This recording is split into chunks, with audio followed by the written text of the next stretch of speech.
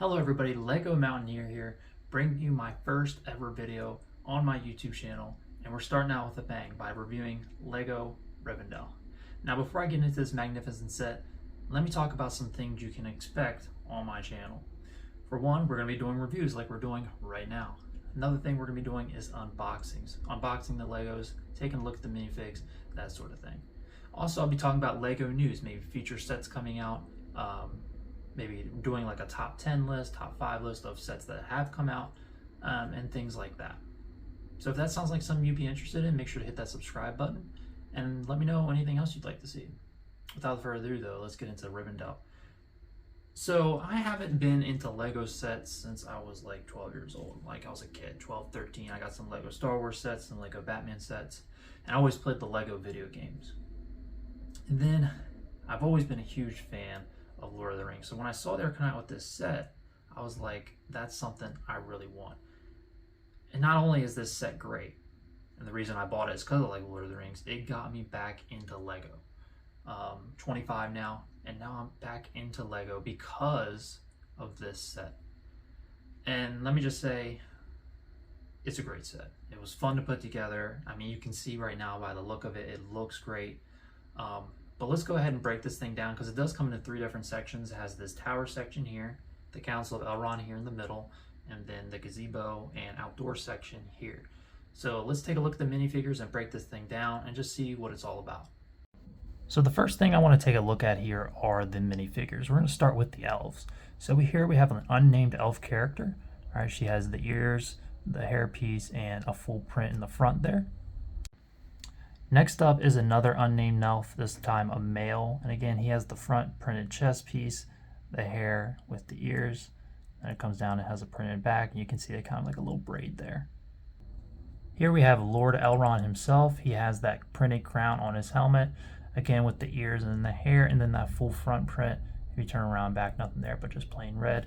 And he also comes with this piece right here that you can put on him to kind of put there so he can actually sit down on the Council of Elrond.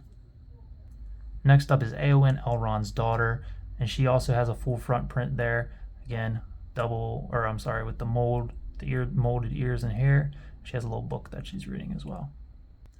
And there's Legolas with the leg printing as well, coming with his trusty bow. Next up is Gimli here.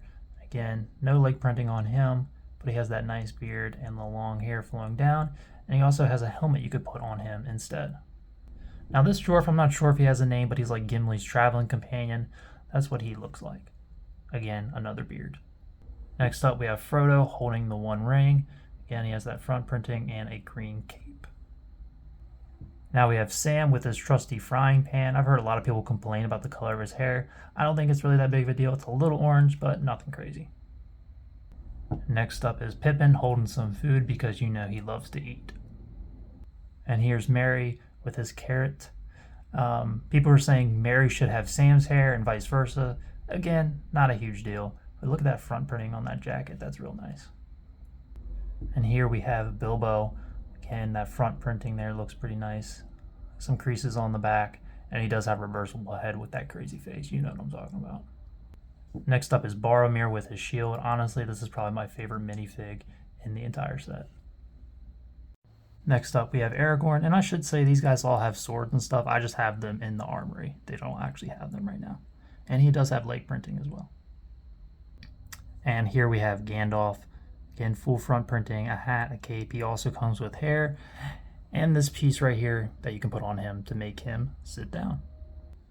Now let's get into the actual set itself, starting with this tower section. Actually the smallest section of the 3. This is the one you start out with. And as you can see, it looks great. All right, this tower was actually somewhat difficult to put together. All right, but look at it. Look at these. There's barely any gap there between those studs and those pieces, I should say. All right, and it comes down, and you could even consider these minifigures as part of the set, but I don't really because, you know, they're here. They're part of the actual build, not something you're supposed to take out and play with. But again, this tower here was actually kind of difficult to put together, but it came out beautiful. I was just sitting there looking at it and be like, wow, this thing is freaking awesome.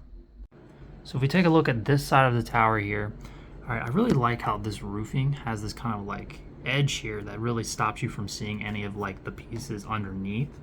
And you have these beautiful arches here that were actually not that difficult to put together, went in really nice. You have some steps, this little balcony that you'll see a lot throughout the entire set. And again, looks like these pillars are holding up the roof, which they sort of are. But again, this set looks good from basically any angle. If we turn to the back, you can see a big old sticker. This set does have stickers even though the price is so high. But it's, it looks cool. It shows Isildur cutting off Sauron's hand. You have some nice printing.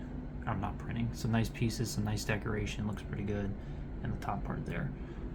So let's go ahead and turn it one more time to take a look at the inside here, and you can see Bilbo's bedroom. All right, and he actually has a little stand there where he's reading his book there and back again. He has his armor and sword in the chest, so that's Bilbo's room. You could keep him in there. Then you have like a little reading room with a nice bookshelf, and they have these torches and flames, to light up the area if it were a real thing. And let's take a look at the roof here. Now this roof is something you're going to see a lot in this set. I remember watching reviews for this set and people saying the roof was not tedious and it was actually pretty easy. Didn't believe them, but now I do. It is not that bad. Now you're not going to get everything perfect. You can kind of see a little crooked piece right there, but overall it's not too bad. But that is a look at the tower section. Now let's take a look at the outdoor area. So this is the second part of the set, the second build. A little bit bigger than the first, a little bit bigger than the tower. And this is like the outdoor elven smith / gazebo / bridge and river. Let's start off with the gazebo. This thing was hard to build. I'm not gonna lie. This is one of the first Lego sets I put together, again, since I was 12. This thing hurt my hands. My hands were hurting. This was only 2 bags, but it took me almost an hour to do, and I had to take a couple day break after doing it. I'm not gonna lie. This thing hurt. It made me a little mad. All right. But once it's actually together and put in place, wow, is that thing pretty. Look at that thing. You can't even tell that's Lego. Then you have the bridge where Eowyn and Aragorn kiss and all that good stuff. You have the waterfall back here and the river. If we turn around just slightly, we kind of get a look at these trees here. I'm not a big fan of putting together Lego trees, but they always look nice once they're done. You have a little elven blacksmith where they're repairing the sword. These little mushrooms right here that you see throughout the set actually do glow in the dark as well, which is pretty cool. If we turn it around, we can get a look at the armory section of the build. So there's like a little armory in there with weapons and stuff. Yeah, it's pretty cool. And then back here, there's some more glow in the darks and a little frog. So yeah, that's the second part of the set. And again, it looks really good. Just keep in mind that gazebo is pretty difficult. So if you're gonna get this set, just be ready for that. And the last section we're going to take a look at is the last one you build, and that is the Council of Elrond. This section here is over half of the bags. You have this nice big tree there where the council actually sits right in front of Elrond's little throne there. Not a throne, more of a seat. Then we have a unique kind of tree. This is the only one in the set like it. This one was actually pretty fun to build, not going to lie, and it looks really good. It's a little flimsy though, so if you move it, be careful. And then a tiny little tree down there. You have kind of like another little gazebo area with some food that I usually put the hobbits at. This one wasn't too bad to build, although I did kind of put it together wrong at first and had to fix it. But again, this one wasn't too bad. If we come down to the council itself, these chairs, I thought these chairs were going to be bad to put together, but they really weren't. And then you have the ring there. And this Elrond, this section here actually comes off. I'm not taking it off because it's kind of annoying to do so, but it does come off and you see like Sauron's eye and stuff. And these are not stickers. Those little pieces there are printed. All right, and of course you have these little ferns everywhere. And again, this was the biggest roof section. One thing I do want to point out is that if you take a look right here, you see a dark gray piece underneath these tiles. That is not supposed to be dark gray. I was given the wrong piece in the set. That is supposed to be orange like the rest of this. I put in an order to get that piece back, but I thought that was worth pointing out that, hey, I got a wrong piece in this set. I mean, it's a 6,000 piece set. You might be getting the wrong piece from time to time. One other thing I wanted to point out here is this, like a little, I don't even know what to call it, but this decoration that they have back here. This part looks great. I don't even remember reviewers really talking about it that much, but man, is that pretty. Let's go ahead and turn this thing around. If you look at this side here, you have another big sticker there of them making the ring, I believe, or repairing the sword, one or the other. Let's go ahead and get this thing turned around. So you see the little statue there holding the broken Isildur sword. Some more stickers there about some events in Lord of the Rings, or in Tolkien, I should say. A little map room, a little, I don't even know what to call this, just a little area to hang out. And all these tiles here that you see are printed pieces. Keep that in mind.